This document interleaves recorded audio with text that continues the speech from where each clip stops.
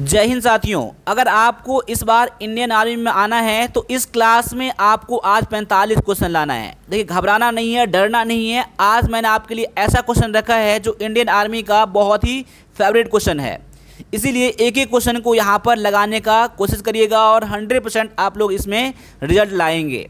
ठीक है, तो चलिए स्टार्ट करते हैं आज के पहले क्वेश्चन से। तो पहला क्वेश्चन आज का दिया हुआ है, भारतीय सैन्य अकादमी यानी कि IMA इंडियन मिलिट्री एकेडमी कहाँ स्थित है। तो यहाँ पर आपके सामने में ऑप्शन दिया गया है और अपने आंसर देने के लिए थोड़ा टाइम भी यहाँ पर ले सकते हैं, लेकिन आंसर आज एक भी गलती नहीं आना चाहिए। तो यहाँ पर देख लीजिए आपका आंसर क्या है। तो यहाँ पर आपका आंसर हो जाएगा ऑप्शन नंबर बी में, जो हो जाएगा देहरादून। देहरादून कहाँ पर है? तो ये उत्तराखंड में है। ठीक है, ये भी आपको पता होना चाहिए। साथ साथ में IMA का स्थापना कब हुआ था? तो यहाँ पर लिख लीजिए IMA का जो स्थापना हुआ था साल 1932 में हुआ था।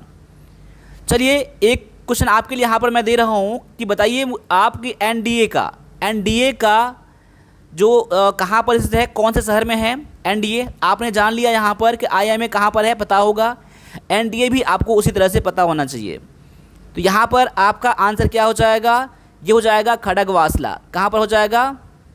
खड़गवासला हो जाएगा। ठीक है, खड़गवासला कहाँ पर है? तो ये आपका पुणे में है। पुणे कहाँ पर है?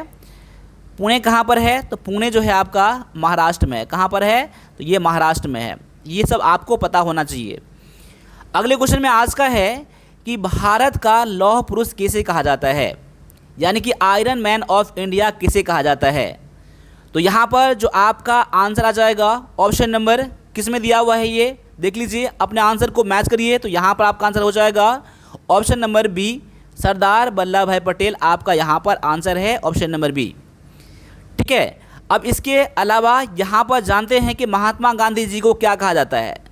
तो महात्मा गांधी जी को कहा जाता है राष्ट्रपिता कहा जाता है। क्या कहा जाता है? राष्ट्रपिता कहा जाता है।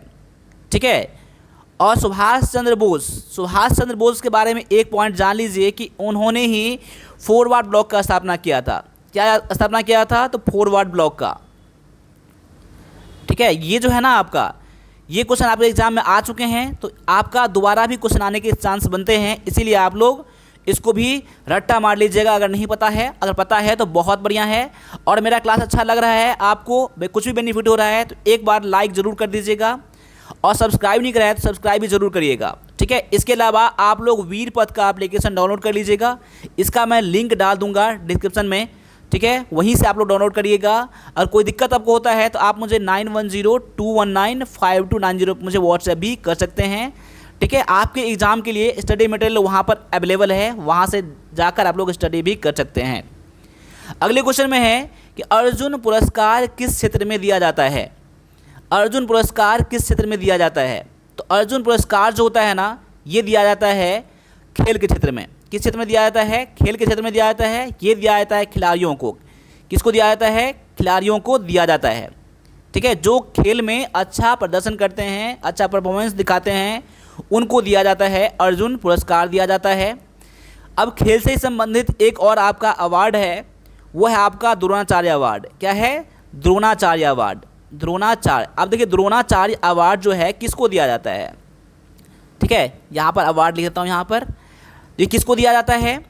ये दिया जाता है कोच को दिया जाता है। किसको दिया जाता है? कोच को दिया जाता है। जो कोच रहते हैं ना, ठीक है, उनको दिया जाता है, जो प्रशिक्षण देते हैं।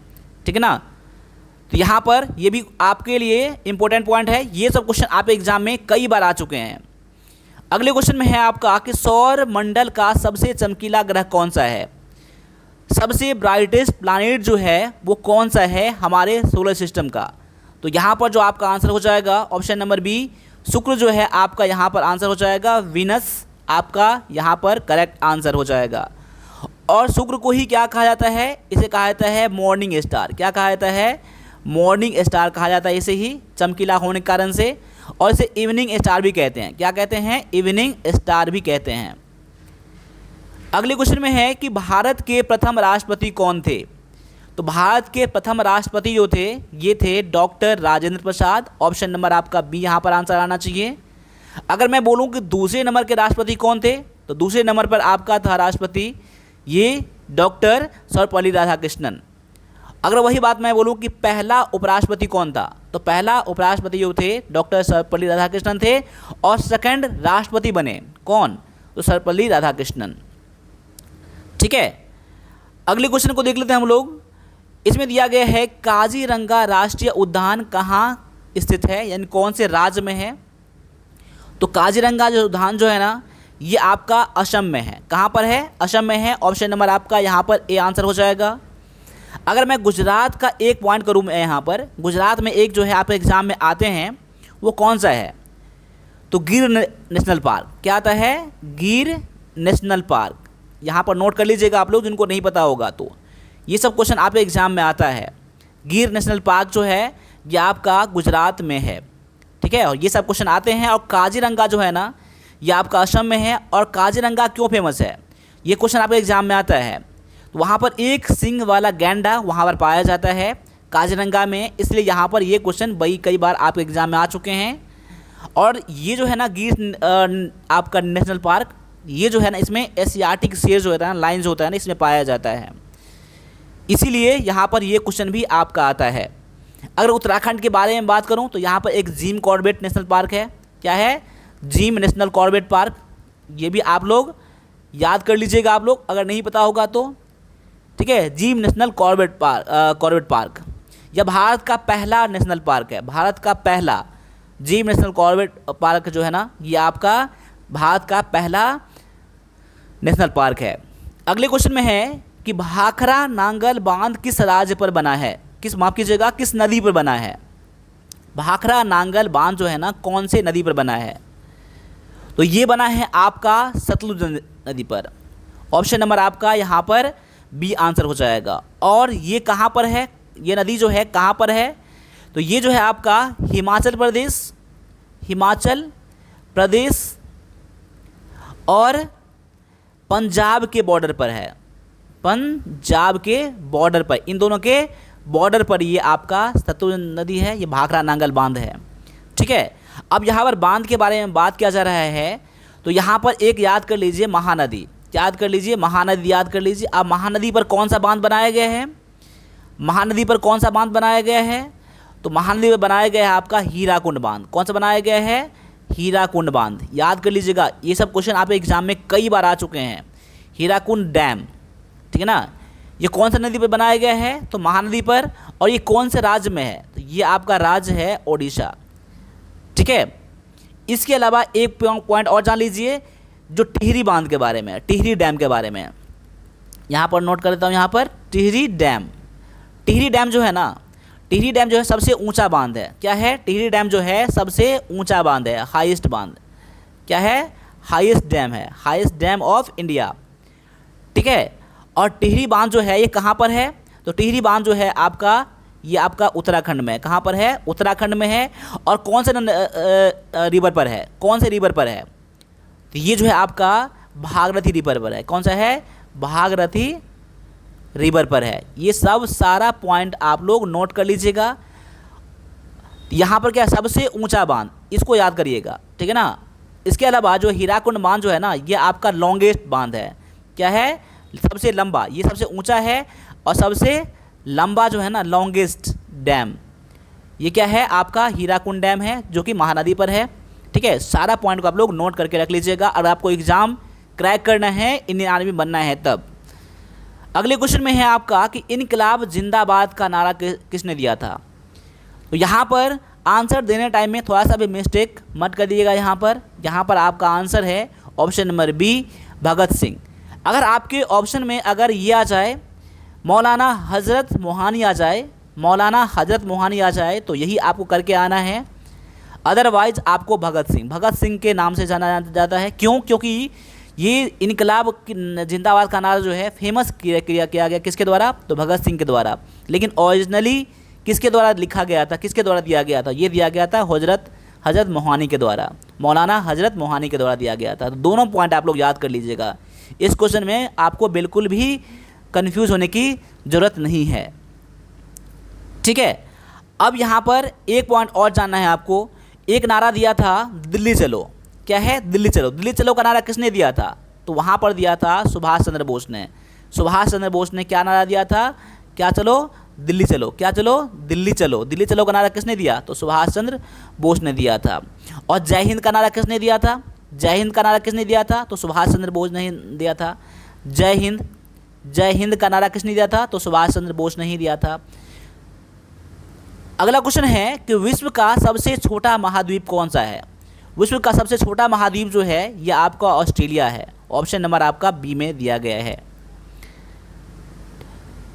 अगले क्वेश्चन में है कि लोकसभा सदस्य बनने के लिए न्यूनतम कितनी आयु चाहिए? न्यूनतम आयु कितनी चाहिए, कितनी होनी चाहिए?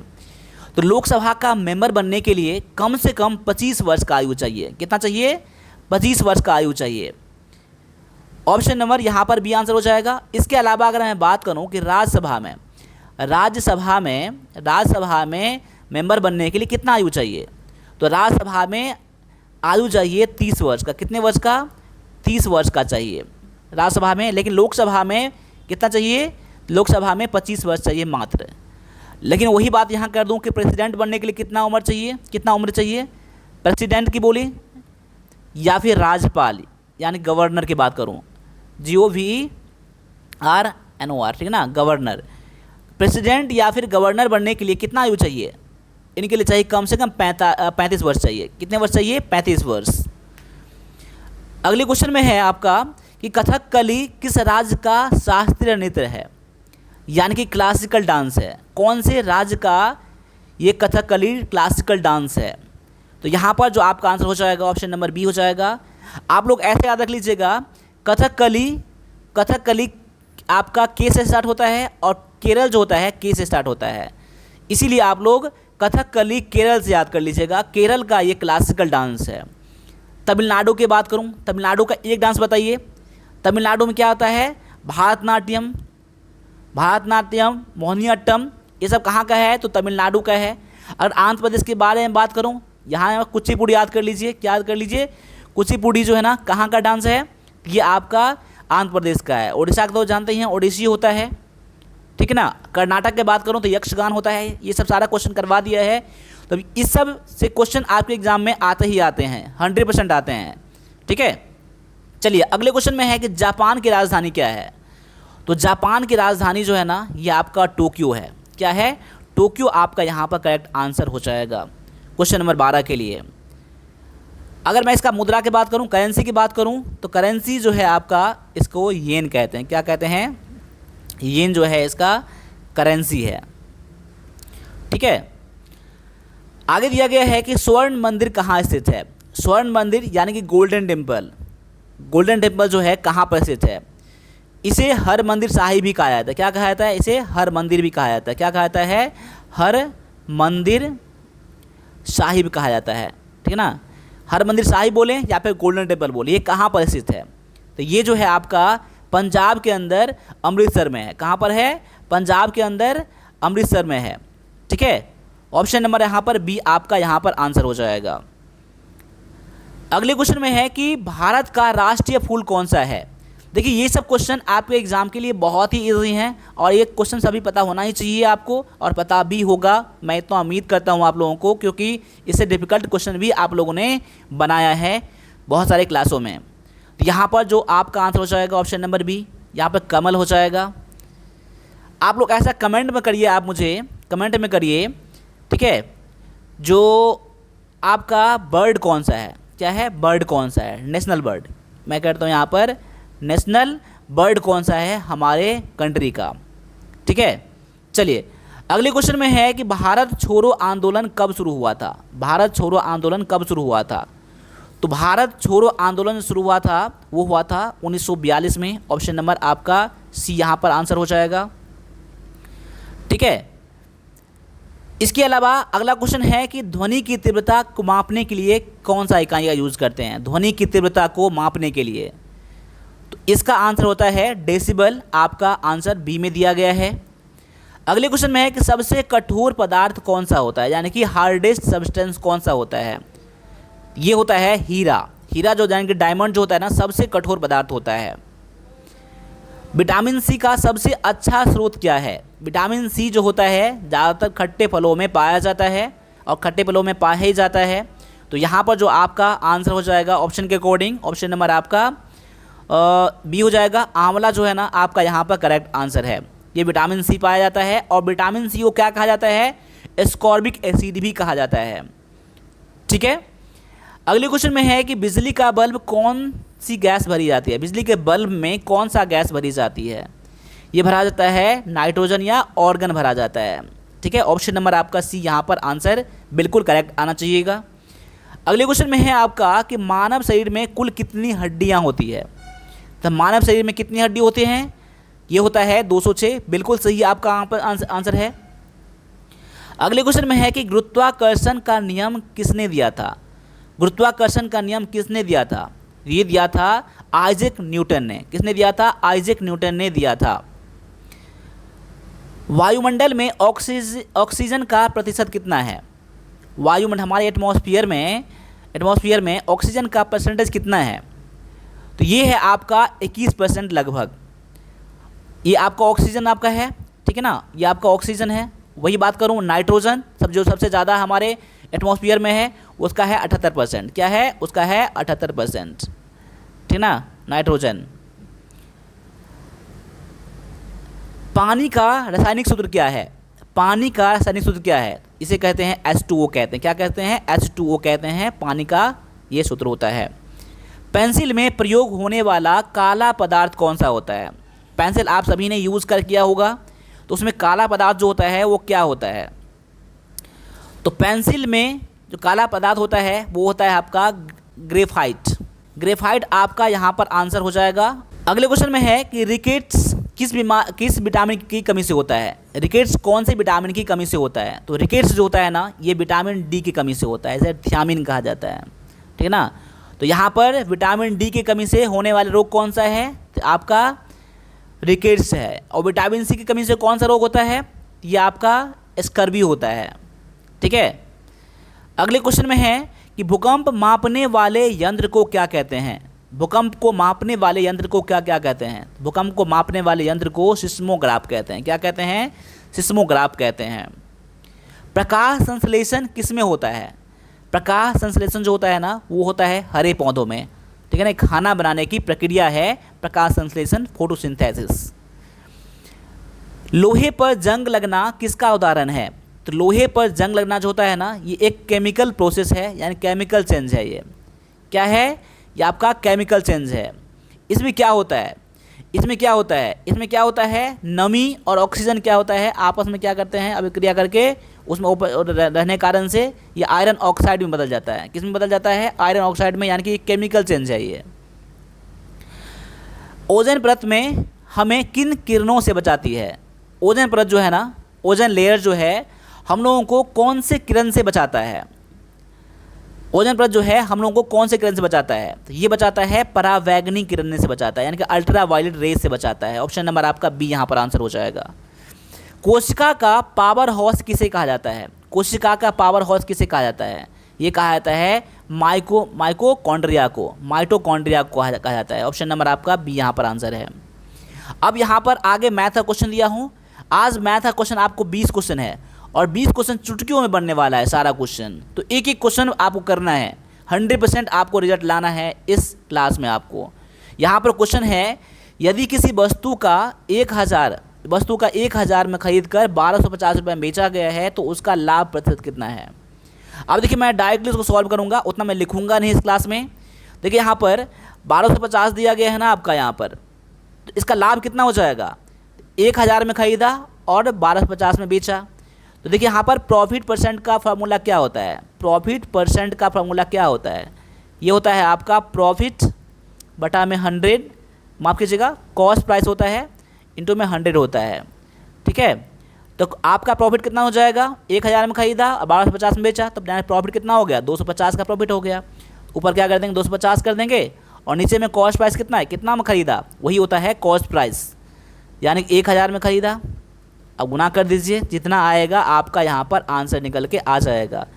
250 को गुना करेंगे 4 से और 4 से काटूंगा यहाँ पर 100 को, तो यहाँ कितना हो जाएगा, 25 हो जाएगा, यानी कि 25% आपका यहाँ पर लाभ प्रतिशत है। ऑप्शन नंबर आपका बी में ये दिया गया है।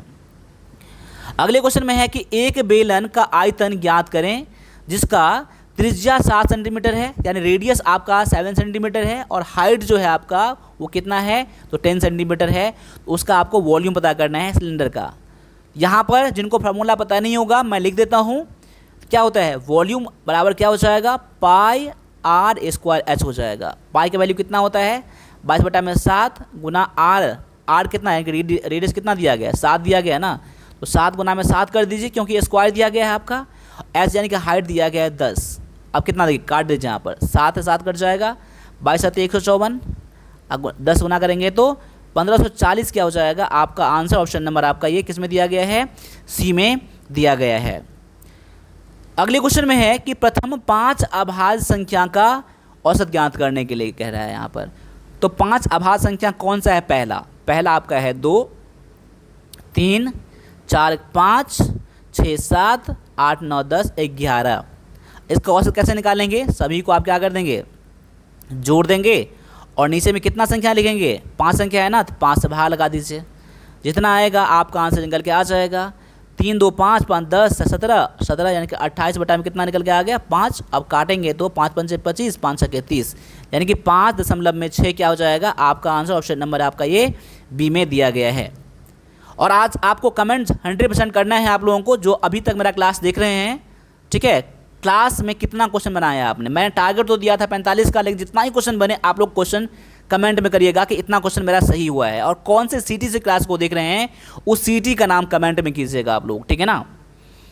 तो यहाँ पर देखिए इस क्वेश्चन में क्या कह रहा है, यदि इसके इक्वल में ये दिया गया है तो इसका वैल्यू पूछ रहा है। तो यहाँ पर देख लीजिए, इसका डायरेक्टली आप लोग आंसर निकाल लीजिएगा। अगर मान लिया जाए x + 1/x बराबर में a दिया हो, मैं मान लेता हूँ यहाँ पर, ठीक है ना, तो यहाँ पर x² प्लस में 1x² बराबर में a² - में 2 कर देंगे। ये मैं बता रहा हूँ आपको फॉर्मूला, ठीक है ना, ये फॉर्मूला आप लोग याद कर लेगा, समझ लीजिएगा।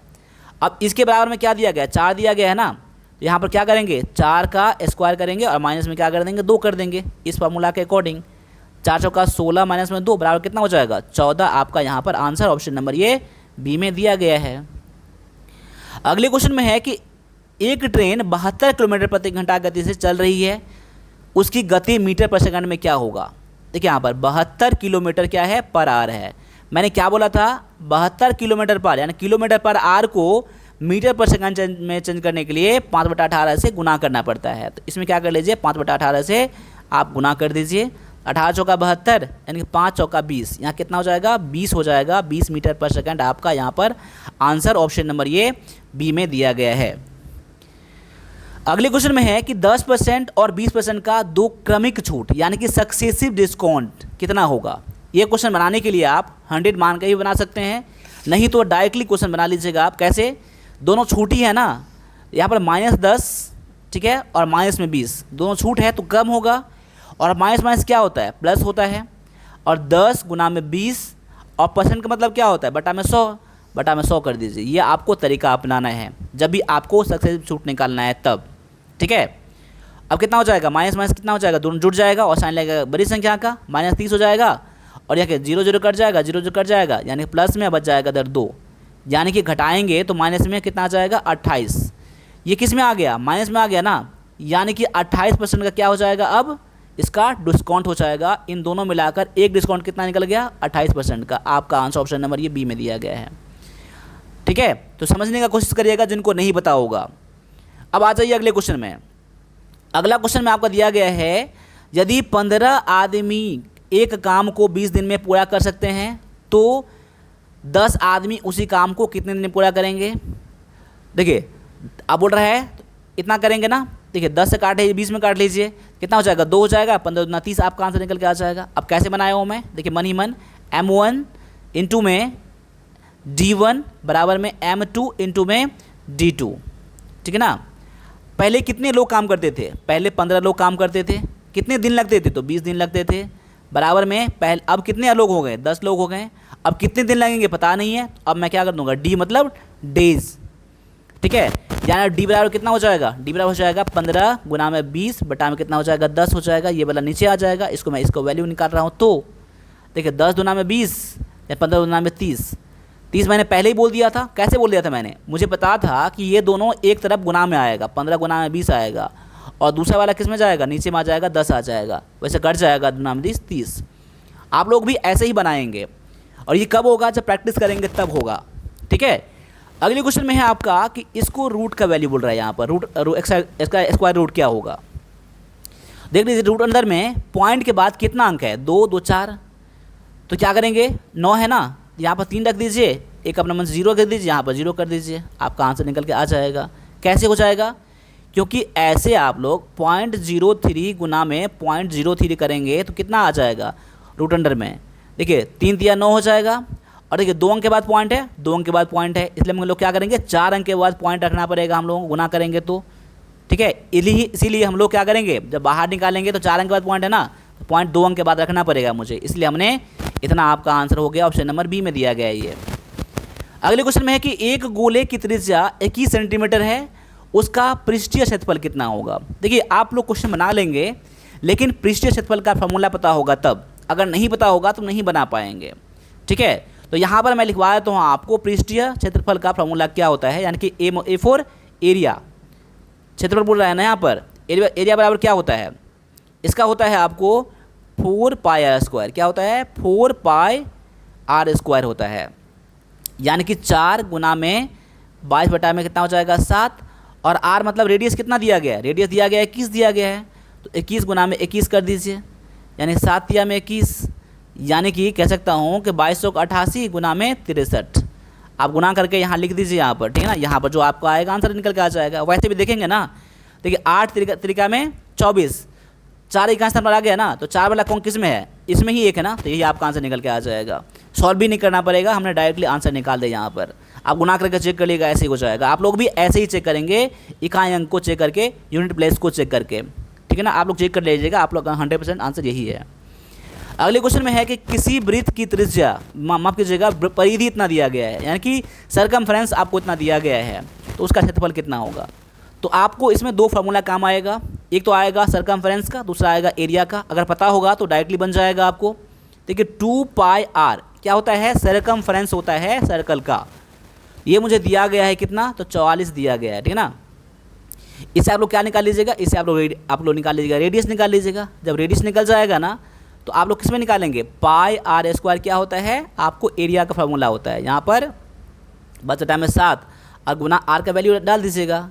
चलिए मैं इसको निकालता हूँ। देखिए यहाँ पर 2 गुना में 22 बटा में 7 बराबर आर बराबर में 44 है, यहाँ पर कुछ बटा में 1 है।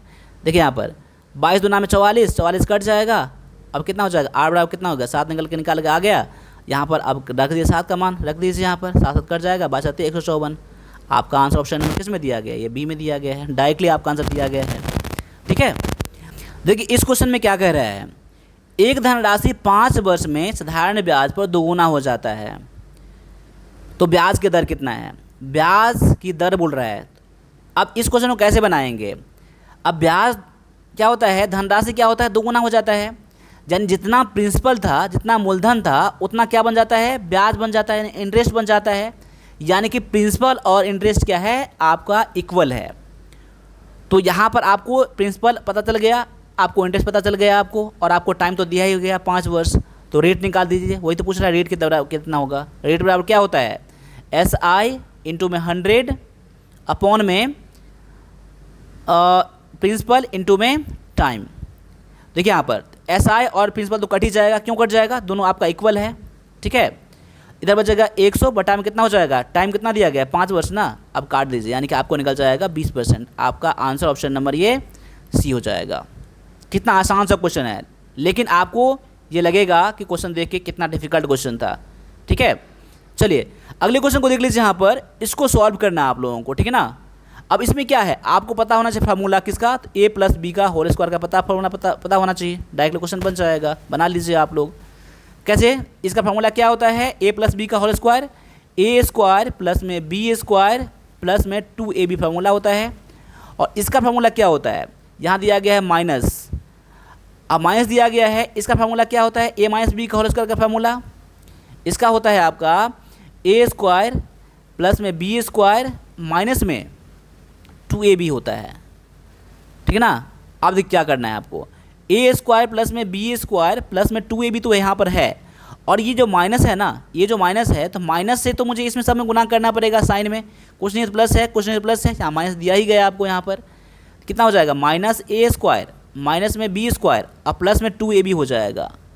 अब क्यों 2ab हो जाएगा पता है ना आपको ना, क्योंकि माइनस हमने गुना कर दिया तो साइन चेंज हो गया इसका। अब देखिए इससे ये कट जाएगा, ठीक है, तो क्या बच गया, प्लस 2ab बच गया इधर, अब प्लस में 2ab बच गया, तो कितना हो जाएगा 2ab 4ab हो जाएगा। आपका आंसर ऑप्शन नंबर में सी में दिया गया है ये, ठीक है। अगले क्वेश्चन में है आपका कि tan 45 डिग्री का वैल्यू क्या है। एक बार आप लोग कमेंट में कर दीजिएगा इसका आंसर, ठीक है ना, कमेंट में कर दीजिएगा। इसमें कुछ भी नहीं करना है, आपको वैल्यू पता होना चाहिए बस। आपको ट्रिग्नोमेट्री में यही क्वेश्चन पूछा जाएगा, आपको डिफिकल्ट नहीं आएगा। अगर बहुत आएगा ना तो एक आपका वैल्यू पूछ देगा किसी का, आपको tan 45 डिग्री जैसे देगा tan 45 डिग्री, ठीक, प्लस में sin 60 डिग्री, sin 60 डिग्री का ऐसे जोड़ कर दे देगा आपको। बस आपको ये वैल्यू पता होना चाहिए, आपको ऐसे ही बचाएगा। चलिए 43 का आप लोग कमेंट में कीजिएगा, ठीक है ना, इसमें कुछ भी नहीं करना है, आपको वैल्यू याद होना चाहिए बस। एक मैं करवा दूंगा, एक याद हो जाएगा, लेकिन आपको दूसरा याद नहीं होगा, इसलिए मैंने आपको यहाँ पर आंसर नहीं कराया है, ठीक है। इस क्वेश्चन में क्या है कि दो संख्या का अनुपात 3:4 है, उनका लघुत्तम समावर्तक कितना होगा। देखिए अनुपात दिया गया है ना यहाँ पर, और इसका एलसीएम पूछ रहा है ना। इस क्वेश्चन में क्या करेंगे, संख्या कितना मान लेंगे, यहाँ पर नंबर कितना मान लेंगे आप लोग, तो नंबर मान लेंगे आप लोग 3x और 4x मान लेंगे। कितना मान लेंगे, 3x और 4x मान लेंगे, क्यों अनुपात दिया गया है। अब दोनों का एलसीएम करेंगे ना, दोनों का एलसीएम करेंगे तो कितना निकल के आ जाएगा यहाँ पर, 3x और 4x का, 3x और 4x करेंगे ना तो आपको 12x निकल के आ जाएगा एलसीएम। यानी कि 12x बराबर कितना दिया गया हमको, तो 120 तो दिया ही गया है ना। इससे क्या निकाल लीजिए आप लोग, x निकाल लीजिए, x बराबर कितना हो जाएगा, x बराबर 120 बटा में 12 हो जाएगा, यानी 10 निकल के आ गया। क्या निकल के आ गया, x का वैल्यू क्या निकल के आ गया, 10 निकल के आ गया। तो बोल रहा है बड़ी संख्या क्या है, देखिए 3x है और 4x, तो बड़ी संख्या क्या है, 4x है ना, बड़ी संख्या 4x है ना, तो 4x है तो 4 और x का वैल्यू कितना है, 10 है ना, 10 से गुना कर दीजिए, 4 देंगे 40। आपका आंसर ऑप्शन नंबर ये बी में दिया गया है बस, ठीक है। चलिए अगले क्वेश्चन में है आपका कि एक आयताकार मैदान की लंबाई 20 मीटर है और चौड़ाई 15 मीटर है, उसके चारों ओर 2 मीटर चौड़ा रास्ता बनाने का खर्च 10 रुपये प्रति वर्ग मीटर है, तो किस दर से कितना होगा। देखिए क्वेश्चन क्या कह रहा है यहाँ पर, एक आयताकार मैदान है, ठीक है ना, और इसके चारों ओर क्या है, रास्ता बनाया गया। ये क्या है, रास्ता बनाया गया है यहाँ पर। तो बोल रहा है इस रास्ते का क्षेत्रफल कितना होगा, इस रास्ते का क्षेत्रफल कितना होगा, इस रास्ते का क्षेत्रफल कितना होगा, ये पूछा जा रहा है, ना कि पूरे एरिया का आपको पूछा जा रहा है यहाँ पर। अब सोचिए यहाँ पर, अब इस मैदान का लंबाई कितना दिया गया है 20 और चौड़ाई कितना दिया गया है 15। अगर मैं वही बात करूँ, अगर मैं पूरा ले लूँगा ना, अगर मैं यहाँ से लेकर यहाँ तक ले लूँगा, लंबाई चौड़ाई ले लूँगा अगर, तो ये क्या देखिए 20 था यहाँ पर ना, और चौड़ाई कितना है, ये चौड़ाई कितना है 2 सेंटीमीटर है, 2 मीटर है, और इधर भी 2 मीटर है, यानी टोटल कितना हो जाएगा, रास्ता मिलाकर लंबाई कितना हो जाएगा 20, इधर 2 इधर 2, कितना हो जाएगा, लेंथ हो जाएगा अब कितना हो जाएगा 24 हो जाएगा। ये आपको समझना है, ये लिखना कुछ नहीं है आपको यहाँ पर, ठीक है, मैं समझा रहा हूँ यहाँ पर। और आपका ब्रेथ कितना हो जाएगा, चौड़ाई कितना हो जाएगा, इधर भी 2 बढ़ जाएगा, इधर भी 2 बढ़ जाएगा, क्यों चौड़ाई तो 2 मीटर है आपका, तो 15 इसका था, इसका लंबाई 15 तो 17 और 2 19, यानी ब्रेथ कितना हो गया आपका, तो आपका हो गया 19 हो गया। या अगर मैं पूरे एरिया, इस एरिया में से, अगर मैं इस एरिया में से यहाँ से लेकर पूरा एरिया ले लूँ, उसमें से अगर ये कम कर दूँ ना, अगर ये मैं हटा दूँ, ये हटा दूँ, तो क्या बच जाएगा, रास्ता बच जाएगा ना। बस आपको समझना इतना ही था। तो क्या करेंगे, 24 गुना में 19 गुना कर दीजिए, माइनस में से आप 20 गुना में 15 कर दीजिए, यानी कि रास्ता सहित मैदान का क्षेत्रफल और बस मैदान का क्षेत्रफल, तो क्या बच जाएगा, रास्ते का क्षेत्रफल बच जाएगा। जितना आएगा ना उसमें क्या कर दीजिएगा, 10 से गुना कर दीजिएगा। 10 से क्यों गुना करेंगे, 10 रुपये प्रति वर्ग मीटर है ना, आपको तो क्षेत्रफल पूरा निकल के आ ही जाएगा, 10 गुना कर दीजिएगा, आपका आंसर निकल के आ जाएगा डायरेक्टली, ठीक है ना। अब चलो इसको मैं सॉल्व भी कर देता हूँ यहाँ पर। 1900 का में 76 हो जाएगा, हाथ में 7 हो जाएगा, 19 गुना में 38 7 45, ठीक है, और यहाँ पर 15 गुना में 30, यानी कि 300 हो जाएगा। ये गुना में 10 है आपका, यानी घटा कर कितना जाएगा, ये हो जाएगा 1500 इतना गुना में 10, यानी कि 1560 निकल के आपका आंसर निकल के आ गया। ऑप्शन नंबर ये बी में दिया गया है। इतना इजी क्वेश्चन था, बस इसमें समझना था आपको, ठीक है। अब अगले क्वेश्चन को भी लगा लीजिए यहाँ पर, बस लास्ट तक देखना है आपको आज, ठीक है ना। अगले क्वेश्चन में आपको कि 8 का क्यूब 7 का क्यूब। चलिए इस क्वेश्चन का आप लोग आंसर जवाब दीजिएगा। आप लोग क्या है, इसमें कुछ नहीं करना है आपको, 8 का क्यूब निकाल दीजिए और उसमें 7 का क्यूब निकाल के आंसर कर दीजिए। कितना आ जाएगा, 8 का क्यूब कितना आता है, 512 होता है, यहाँ पर 343 होता है। आपका आंसर कितना होगा आप लोग देख लीजिएगा, ठीक है ना। चलिए अगले क्वेश्चन में आपका है कि log 216 का मान कितना होगा। देखिए लॉग वाले क्वेश्चन देखिए, आपको थोड़ा रुकिएगा, घबराना नहीं है। यहाँ पर कैसे बनाना है आपको समझना क्या है कि 2 के पावर में कितना, 2 के पावर में यहाँ पर कितना रख दूँ तो आपका 16 वैल्यू निकल के आ जाएगा। बस इतना ही सोचना है आपको। ये जो 2 है ना, अब 2 के पावर में यहाँ पर कितना रख दूँ तो 16 आ जाएगा। अगर 2 के पावर में हम 4 रख देते हैं ना, 2 के पावर में 4 रख देते हैं तो क्या 16 आ जाएगा। आप बोलेंगे आ जाएगा, क्यों, क्योंकि देखिए 2 को 4 बार गुना करेंगे ना, 2 दूना में 4, दूना में 8, दूना में 16, यानी कि आपका यहाँ कितना लॉग कितना हो जाएगा, लॉग बराबर कितना हो जाएगा आपका, निकल जाएगा 4 निकल के आपका आंसर ऑप्शन नंबर सी। बस आपको ऐसा कुछ नहीं करना है, बस सोचना है आपको, ठीक है। चलिए अगले क्वेश्चन में क्या दिया गया है कि एक घन का विकर्ण दिया गया इतना, उसका आयतन कितना है। अब देखिए यहाँ पर आपको पता होना चाहिए फार्मूला घन का फार्मूला क्या होता है, आयतन, वॉल्यूम क्या होता है, वॉल्यूम होता है आपका ए क्यूब होता है, भुजा क्यूब होता है ना।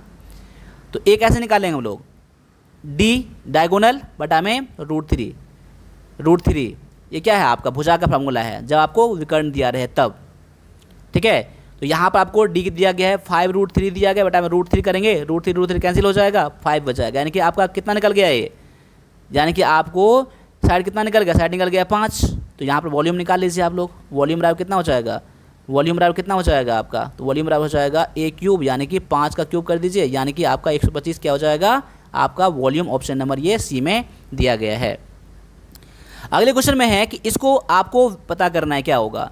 इस क्वेश्चन में कैसे बनाएंगे, देखिए x + 2 कर दीजिएगा, इसमें क्या x और 3 में पहले x से गुना कर दीजिए, ठीक है, फिर +3 बच जाएगा ना, +3 से फिर से इसमें गुना कर दीजिएगा, ठीक है ना। जैसे आप लोग गुना में करते हैं, पहले एक नंबर से गुना करते हैं फिर दूसरे नंबर से, बस आपका आंसर निकल के आ जाएगा। यहाँ से एक्स क्या हो जाएगा, x², यहाँ हो जाएगा 2x, यहाँ हो जाएगा 3x, और ये कितना हो जाएगा 3 दूना में 6 हो जाएगा, यानी x² प्लस में 3 2 5x प्लस में 6। ये किस में दिया गया है, ये दिया गया ऑप्शन नंबर बी में दिया गया आपका। इस क्वेश्चन में है कि एक समबाहु त्रिभुज का भुजा दिया गया है 6 सेंटीमीटर, तो उसका क्षेत्रफल कितना है। तो समबाहु त्रिभुज का एरिया कितना होता है, आपको फॉर्मूला पता होना चाहिए, √3 बटा में 4 a² यानी कि आपका भुजा का स्क्वायर। तो √3 बटा में 4 और a यानी कि कितना दिया गया, 6 दिया गया ना, तो 6 गुना में 6 कर दीजिए, क्योंकि a का स्क्वायर है। यहाँ काटेंगे ना, 2 तिया 6 और 2 से काटूंगा 2 तिया 6, यानी कितना निकल के आ जाएगा 3 तिया 9, √3 आपका आंसर ऑप्शन नंबर ये किसमें दिया गया है, बी में दिया गया है आपका। देखिए आज क्लास में मैंने 50 क्वेश्चन करवाए हैं, आप जेन्युइनली बताइएगा कि इस क्लास में से कितना क्वेश्चन आपने सही करा है। देखिए अगर आप लोग अभी सच्चे रहेंगे ना, तो अभी उम्मीद है कि आप लोग अच्छे से करेंगे क्लास को और अच्छे से पढ़ाई करेंगे। अगर नहीं झूठे बोल देंगे ना मैंने इतना क्वेश्चन कराया, तो कोई फ़ायदा नहीं है आपको, बस दिखावा आपका है। इसलिए अपने आप को टेस्ट करने के लिए ना वीरपद के एप्लीकेशन पर मैंने 38 टेस्ट अभी तक बना दिया है। वैसे इसमें और भी टेस्ट इसमें आएंगे आप एग्ज़ाम तक, तो अभी जाइए और उस टेस्ट को ज्वाइन कर लीजिएगा, ठीक है ना। अभी मात्र इसका प्राइस 110 है, ठीक है ना। देखिए 110 बहुत बड़ा चीज़ नहीं है, आप लोग जानते हैं। आपके पढ़ाई के लिए जाइए, टेस्ट करिए अपने आप को, एनालाइज करिए कि कहाँ आपका वीक पॉइंट है। चलिए मिलते हैं अगले क्लास में, तब तक सभी से फिर से जय हिंद,